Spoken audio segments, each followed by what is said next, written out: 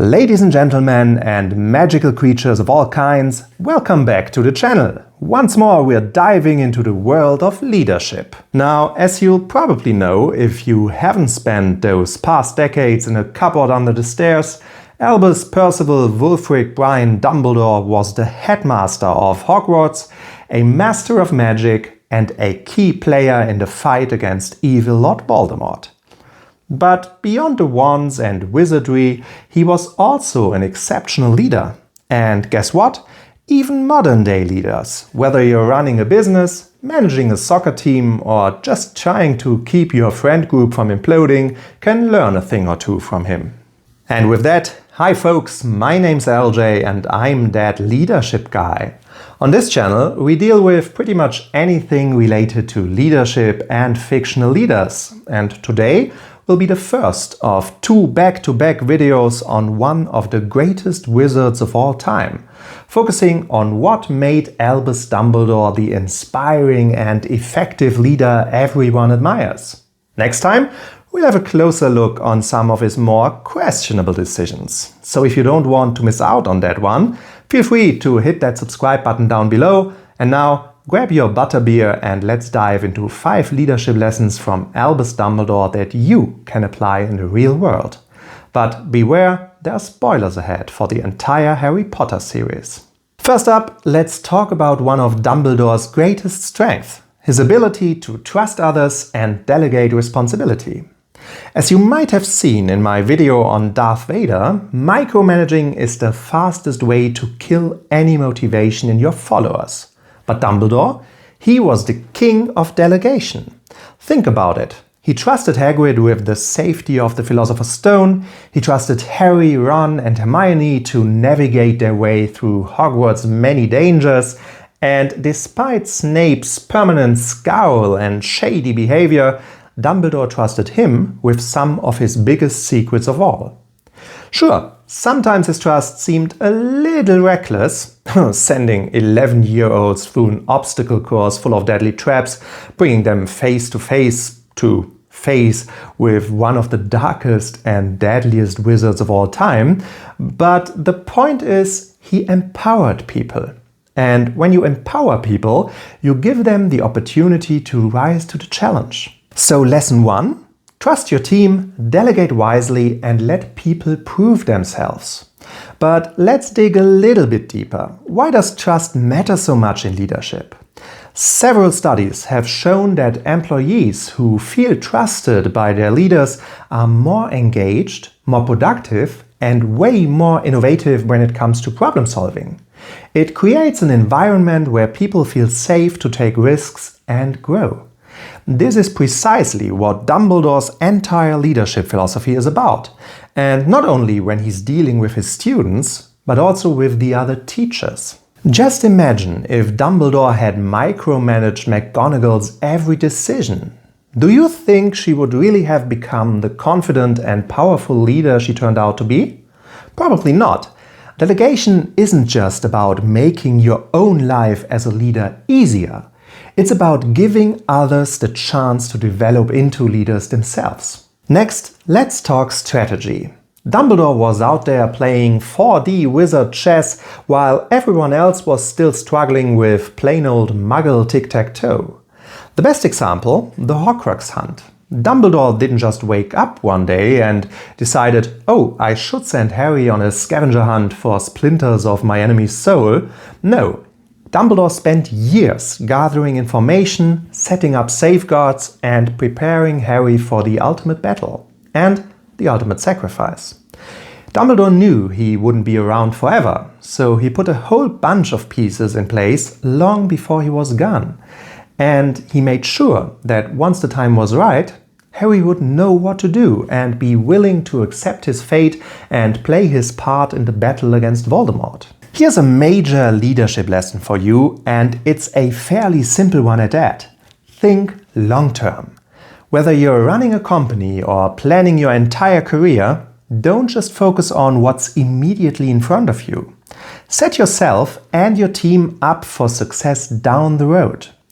Great leaders don't just react, they anticipate. After all, this is pretty much what leadership is all about. If you're not the one looking at the bigger picture, who should be? Now, let's put this into some perspective, shall we? A CEO who only focuses on short-term profits instead of long-term sustainability will eventually drive his company into the ground. Dumbledore understood that to defeat Voldemort, he had to think years, if not even decades ahead. His planning ensured that even after Dumbledore's death, his mission would continue. To a certain extent, this might be the greatest achievement of all when it comes to leadership. Having your team taking the right steps and enacting your long-term vision even long after you're gone. Now, let's talk about another quite obvious attribute that every good leader needs: excellent communication skills. In Dumbledore's case, I think it's safe to say he was a real master of words, even if those words sometimes made very little sense at first glance. From his iconic speeches at Hogwarts' many feasts to his one-liners that could make even the most terrified students burst out in laughter, Dumbledore knew how to inspire. Like when he tells his students in The Prisoner of Azkaban how happiness could even be found in the darkest times as long as one remembered to turn on the light. Words like these are not just wisdom, they are leadership. And personally, I will never forget what Dumbledore told Harry about death at the end of his very first year at Hogwarts. After all, to the well-organized mind, death is but the next great adventure. Just a little, very comforting line back in year one, but in hindsight, a first step on the way to making Harry realize he doesn't have to be afraid of confronting Voldemort. But it's not just about being poetic or insightful. Dumbledore also knew when to keep things light, like that one time where he welcomed his new and frightened students with the immortal words nitwit, blubber, oddment and tweak. Words without any meaning if taken at face value, but with a deeper idea behind them, setting the tone for a place where learning could be fun and safe. And please keep that one in mind for my next video. For now, be aware that as a leader, your words always have power. Whether you're giving a presentation, holding a speech, or sending an email, how you communicate can inspire confidence, build morale, and keep your team engaged. Or the exact opposite. But of course, the best leaders don't just rely on delegation or some wise words and a nice little motivational speech here and there to inspire people and make them do their job. The greatest leaders lead by example. Dumbledore, being the leader he was, of course could be found right there in the thick of it when it mattered most. In Order of the Phoenix, when Voldemort finally reveals himself at the Ministry of Magic, it's Dumbledore who steps up to duel him himself. No hiding or delegating this time, just pure, unfiltered leadership by example. Great leaders accept that occasionally there are some tasks simply too important to leave to others, but they don't just use these situations just to take all the credit for themselves, but also to set an example for their followers. By getting involved in the fight against Voldemort himself, Dumbledore dispels any ideas of him hiding behind Harry or the other members of the Order of the Phoenix, at the same time making the clear statement that Voldemort's rise is not an inevitability you just have to accept. And in Harry Potter and the Half-Blood Prince, even when Dumbledore was weak and vulnerable, he still went out to search for Horcruxes with Harry. He didn't just send others into danger. Dumbledore led from the front, showing once more that great leaders don't sit in their ivory towers just giving orders. They show up, they fight for their people, and they set the standard for courage and integrity. If you want respect, you have to earn it, which, by the way, is something we've already seen with Tywin Lannister. And who would have thought that there is an overlap in leadership philosophy between the Tyrant of Casterly Rock and the Master of Hogwarts?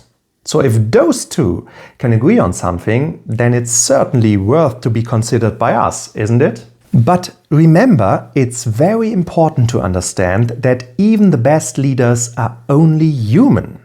In my next video, I will talk about several situations in which Dumbledore's decisions or his management style were outright horrendous. So I won't go into greater detail for now, but of course Dumbledore made mistakes pretty much all of the time. So what set him apart from weaker leaders, you might ask? Basically, being able to admit to and own his mistakes. We see him do precisely that at the end of The Order of the Phoenix, where Dumbledore tells Harry it was his, Dumbledore's fault, what happened at the Ministry of Magic, as he had simply made an assumption about how Voldemort would act that turned out to be wrong, with devastating consequences. I've always been amazed of how many modern leaders seem to have a difficult time with just saying, "Yep, that was a mistake, I'm sorry." It's because they think that admitting to your own fallibility, at least occasionally, makes you look weaker as a leadership figure. But instead, it makes you look stronger. People aren't stupid, you know. They do have their own opinions on your decisions, and they figure out by themselves when you screwed up. Trying to stay on message then and just pretending everything's going exactly as planned makes you look stubborn, if not outright stupid.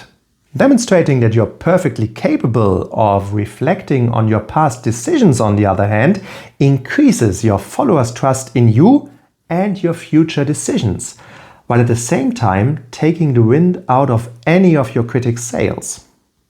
In short, never trust in a leader who cannot admit to being wrong at least occasionally.